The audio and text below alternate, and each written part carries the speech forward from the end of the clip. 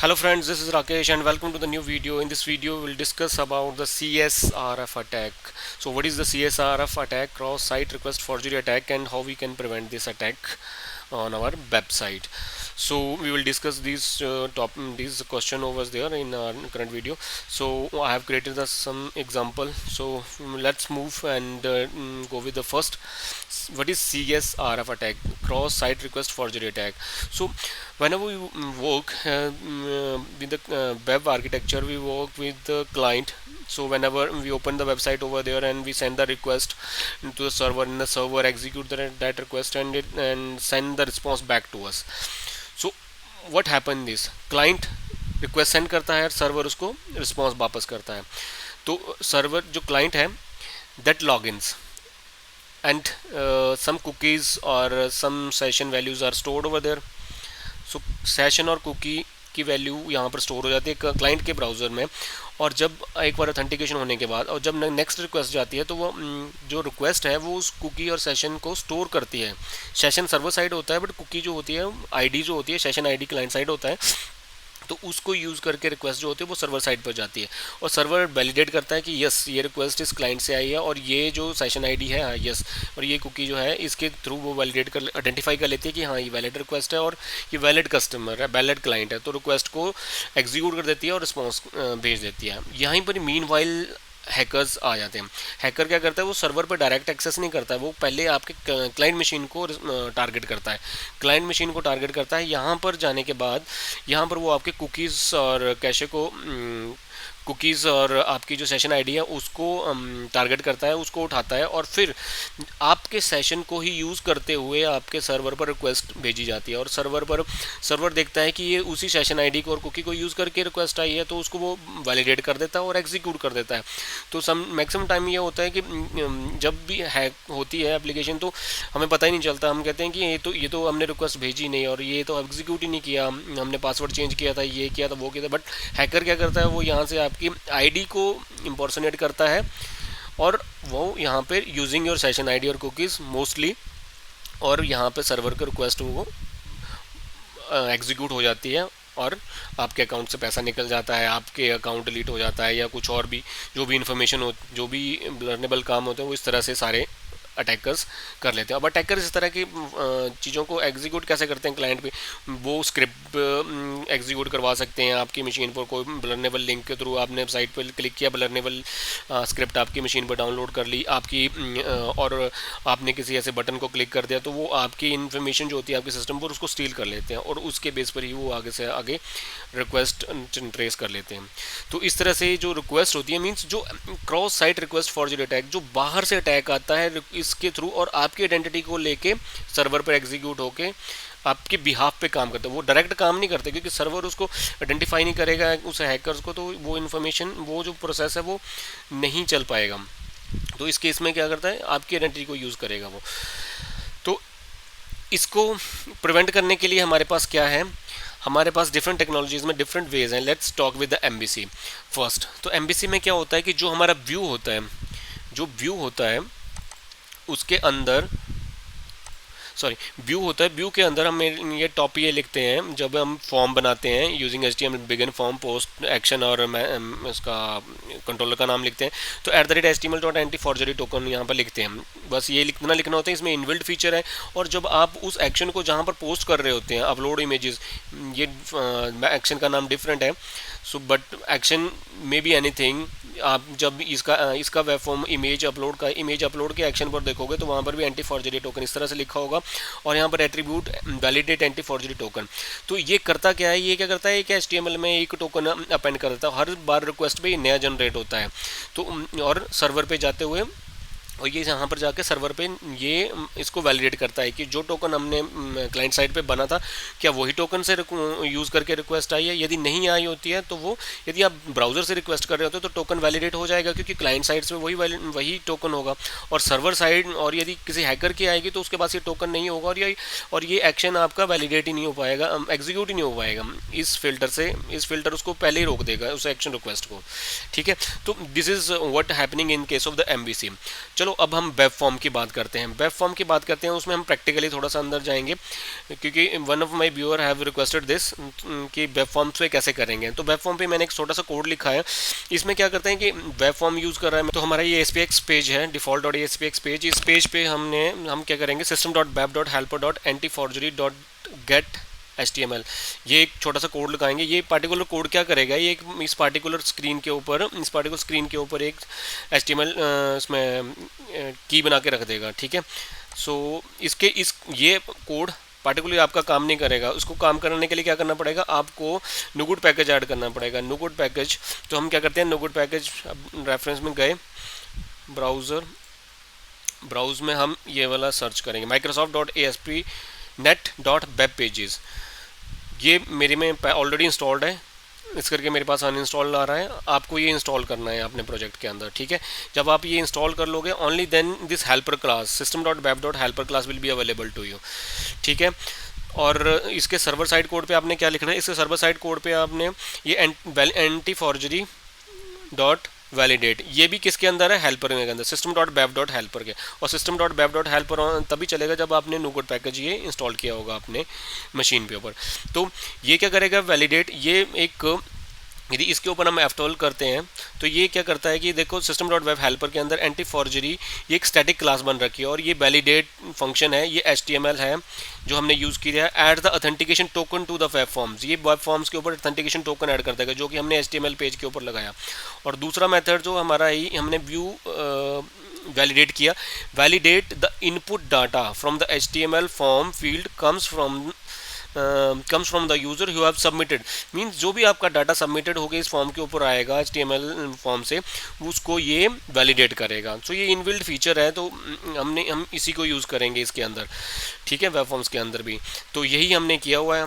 यदि ये फंक्शन क्या करेगा, यदि ये रिटर्न कर देगा, एरर आ जाएगी यदि आपका अनऑथराइज्ड रिक्वेस्ट होगी। चलो एक ट्राई करते हैं छोटी सी, ये हमने कोड स्निपेट है ट्राई और ट्राई एफ का, let's catch, try and catch.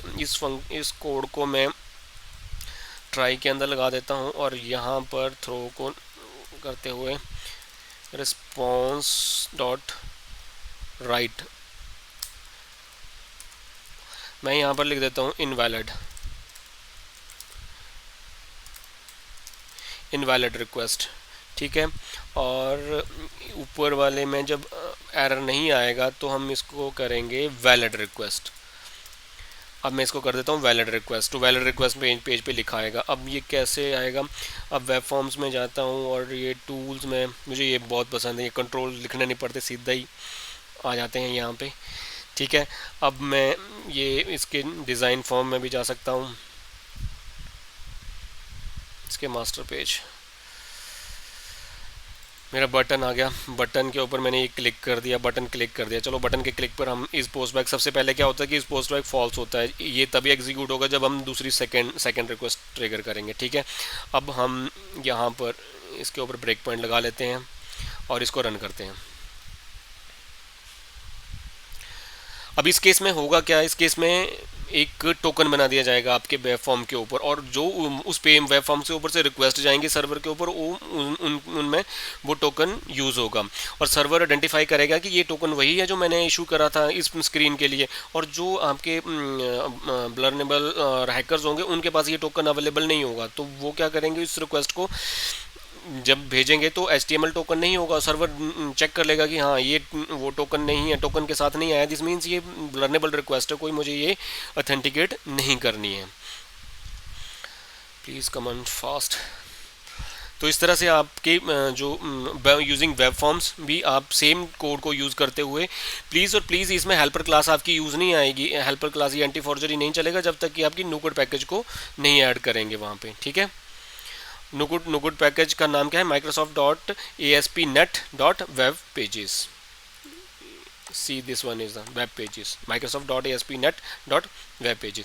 तो हमारा ये ब्रेक पॉइंट आ गया। सबसे पहले वो HTML हेल्पर उसने पेज पे डाला। अब हम कंट्रोल यू करके देखते हैं, कंट्रोल यू करके देखें तो ये देखो रिक्वेस्ट वेरिफिकेशन टोकन। अब रिक्वेस्ट वेरिफिकेशन टोकन इसने ये बना दिया, ये था RPJH, ठीक है।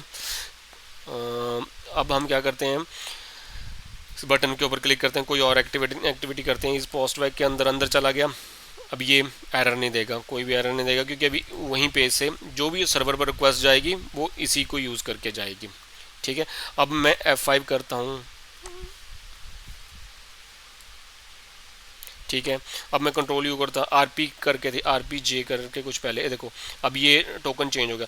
तो जब भी आपका ये पेज नई बार लोड होगा, आप इसको मास्टर पेज पे यूज़ कर सकते हैं या अपने इंडिविजुअल फॉर्म पर भी, जहाँ से आप सबमिट कर रहे हो रिक्वेस्ट को, उसके ऊपर ये वाला कोड लगा सकते हो। तो इससे क्या होगा कि एक हिडन फील्ड में आपके रिक्वेस्ट वेरिफिकेशन कोड चला जाएगा और सर्वर इस रिक्वेस्ट वेरिफिकेशन कोड को यूज़ करके सर्वर पर उसके रिक्वेस्ट को वैलिडेट करेगा। तो ये तो हो गया एक हमारा वेब फॉर्म। तो इस तरह से हमने देखा कि यहाँ पर अथेंटिकेशन टोकन बनता है, अथेंटिकेशन टोकन जो होता है उसी को यूज़ करके रिक्वेस्ट सर्वर पर जाती है। तो इसको यूज़ करके 110% आपका जो cross site request forgery attack है वेब फॉर्म्स के ऊपर, वो भी आप अवॉइड कर सकते हो। इसके साथ कुछ एक और टिप्स मैं प्रोवाइड करता हूँ जो कि हमें डेवलपमेंट करते समय यूज़ करनी चाहिए। जैसे कि हम ये उस टिप्स पर जाने से पहले लेट्स सी कि ये वाला जो कोड है ये तभी वर्क करेगा जब आपकी रिक्वेस्ट पोस्ट बैक होगा। जब पोस्ट बैक नहीं हो रहा होगा तो उस केस में ये काम नहीं कर रहा है। जैसे आप जावास्क्रिप्ट और jQuery के थ्रू रिक्वेस्ट भेज रहे होंगे तो उस टाइम क्या होगा, ये वाला कोड एग्जीक्यूट नहीं होगा। ये रिक्वेस्ट वहीं काम आएगी जब आपका पोस्ट बैक हो रहा होगा सर्वर पे। इन केस ऑफ असिंक्रोनस और jQuery के थ्रू जब अजेक्स कॉल भेजेंगे तो उस टाइम नहीं होगा। उस टाइम के लिए आपके पास थोड़ा सा ट्रिकी कर सकते हो। आप ये कर सकते हो कि आप जैसे मेन होम पेज पर आए, होम पेज से आपने यहाँ पर रजिस्ट्रेशन के लिंक को क्लिक किया, रजिस्ट्रेशन के फॉर्म पर गए, तो वहाँ पर आप रिक्वेस्ट डॉट रेफरल चेक कर सकते हो like this, context dot request dot URL referral. जब आपके पास कोई ना कोई रेफरल स्क्रीन से होके आए, मीन्स आप डायरेक्ट, आपका पेज लैंडिंग पेज नहीं है, मीन्स आप डायरेक्ट उस पेज पर लैंड नहीं करते हो, आप कहीं से होके आते हो उस स्क्रीन पे। जैसे होम स्क्रीन पे क्लिक किया, फिर रजिस्ट्रेशन फॉर्म पर क्लिक किया, उस केस में क्या होगा, आपका हमेशा रेफरर आएगा। और रेफरर जब हैकर डायरेक्ट उस पेज को एक्सेस करने की कोशिश करेगा तो रेफरर नहीं आएगा। तो इस केस से भी आप जावास्क्रिप्ट में जब भी आपका जावास्क्रिप्ट का कोड और jQuery का कोड आपका सर्वर साइड पैरामीटर लेके जाएगा तो आप वहाँ पर चेक करिए कि यूआरएल रेफरल है कि नहीं है। रेफरर है तब आप रिक्वेस्ट को वैलिडेट करिए, अदरवाइज उसको एरर स्क्रीन के ऊपर, एरर पेज के ऊपर रिक्वेस्ट उसको वापस भेज दीजिए यूज़र को। तो इस तरह से जो हैकर्स है वो उनको आप एरर स्क्रीन के ऊपर और अनऑथराइज्ड स्क्रीन के ऊपर भेज सकते हैं। उससे नेक्स्ट पॉइंट ये है कि आप जब भी आप जावास्क्रिप्ट का कोड लिखते हैं,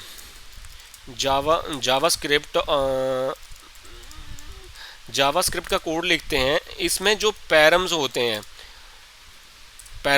वो रीडेबल नहीं होने चाहिए, अंडरस्टैंडेबल नहीं होने चाहिए थे। रीडेबल मीन्स कि जैसे हमने क्या किया कि यूज़र आईडी पास कर दी, पैरामीटर पास कर दिया, रोल पास कर दिया, ऑथेंटिकेशन पास कर दी, परमिशंस पास कर दिया, तो यहाँ पर क्या होता है, हैकर्स को डायरेक्ट अंडरस्टैंड हो जाता है कि ये यूज़र आईडी है, ये इसका पैरामीटर है, ये परमिशन है और इसका रोल है, ये इस यूज़र का ये रोल है, तो इस यूज़र को इसके रोल को चेंज करके देखते हैं। तो यहाँ से वो ब्लरनेबल, उनको बिल्कुल पॉइंट टू द पॉइंट मिल जाता है। तो जब आप C# पे ऊपर आप रिक्वेस्ट जाती है आपकी, तो उस टाइम आप वहाँ पे अंडरस्टैंडेबल नेम लिखिए, या फिर आप जावास्क्रिप्ट में क्या करें, जावास्क्रिप्ट में मैक्सिमली ये करें कि अंडरस्टैंडेबल, क्योंकि जावास्क्रिप्ट को व्यू सोर्स करके यूज़र देख सकता है और वहाँ से अंडरस्टैंड कर सकता है, रिक्वेस्ट जनरेट कर सकता है आपके पैरामीटर को अंडरस्टैंड करके। तो वहाँ पर अंडरस्टैंडेबल नहीं होनी चाहिए पैरामीटर। आप एक डॉक्यूमेंट क्रिएट कीजिए कि हाँ इसके 4 पैरामीटर्स इस फंक्शन के और ये सीक्वेंस है और इस तरह से चल रहे हैं। और यदि आपके पास पहले से ही बने हुए हैं जावास्क्रिप्ट और jQuery में, तो उनको आप रीनेम नहीं कर सकते, तो बेस्ट ये है कि पेज पर ना लिखें, उसको आप जावास्क्रिप्ट फाइल में लिखें और जावास्क्रिप्ट फाइल को आप पेज के ऊपर रेफरेंस, इधर टॉप में HTML के ऊपर रेफरेंस दें जावास्क्रिप्ट फाइल को। और जावास्क्रिप्ट फाइल को रेफरेंस देने के बाद जो जावास्क्रिप्ट फाइल के अंदर कंटेंट होगा उसको कंप्रेस जरूर कर लें। ठीक है, MVC में एक ऑप्शन होती है बंडलिंग की, उसी तरह से नेट पे डिफरेंट ऑप्शंस आती हैं कंप्रेस करने की। जावास्क्रिप्ट के कोड को आप कंप्रेस कर लें। कंप्रेस करने से क्या होगा, वो उसकी रीडेबिलिटी एक लाइन में आ जाएगा 100%, और उसकी रीडेबिलिटी नहीं रहेगी और यूजर्स को हैक करने के लिए थोड़ा सा टिपिकल रहेगा वो। तो आपकी साइट भी सिक्योर हो सकती है इसके साथ में। ठीक है, पैरामीटर रीडेबल नहीं होने चाहिए आपके जावास्क्रिप्ट और jQuery के थ्रू। और इसके साथ कंप्रेशन आपको बता दी, कंप्रेस यूज़ कर सकते हैं। इसके साथ साथ एक और चीज़ आप यूज़ कर सकते हो, view state MAC. View state MAC यहाँ डायरेक्टिव में लिखा जाता है, ठीक है। इनेबल व्यू स्टेट मैग, आप इनेबल व्यू स्टेट मैग में, व्यू स्टेट होता क्या है, व्यू स्टेट में क्या होती है, आपके पेज की वेब फॉर्म्स होता है, ये एमवीसी और एंगुलर में नहीं होता है, ये सिर्फ इसी में वेब फॉर्म्स में ही है।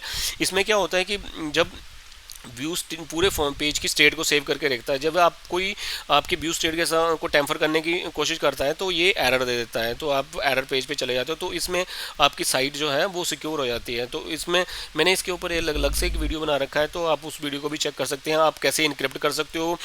जो कि व्यू स्टेट जो होती है वो 64 इनकोडेड होती है, इनक्रिप्टेड नहीं होती है।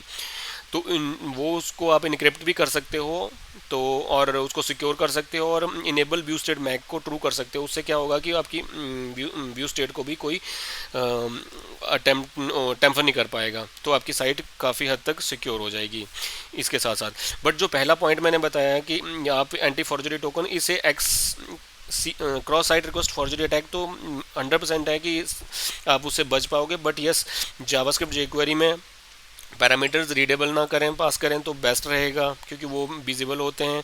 कंप्रेशन यूज़ करें और व्यू स्टेट मैक को ट्रू करके रखें, तो इनसे आपकी इस प्रोडक्ट की सिक्योरिटी जो है, वेबसाइट की सिक्योरिटी जो है वो काफ़ी हद तक एनहांस हो सकती है। तो ये कुछ मेथड थे जो मैंने आपके साथ शेयर कर रहा हूँ, और आई होप कि आपको ये अच्छे लगे होंगे तो कमेंट करके बताइएगा। और डेफिनेटली यदि कोई ऐसा पॉइंट है जो मैं मिस कर गया हूँ और आप उसमें ऐड ऑन करना चाहते हो, तो डेफिनेटली आप उसमें कमेंट सेक्शन में ऐड करके मेरे साथ शेयर भी कर सकते हैं कि ये पॉइंट मिस कर गए हैं। आई ट्राई कि एक और सेशन में इनको इंक्लूड करें।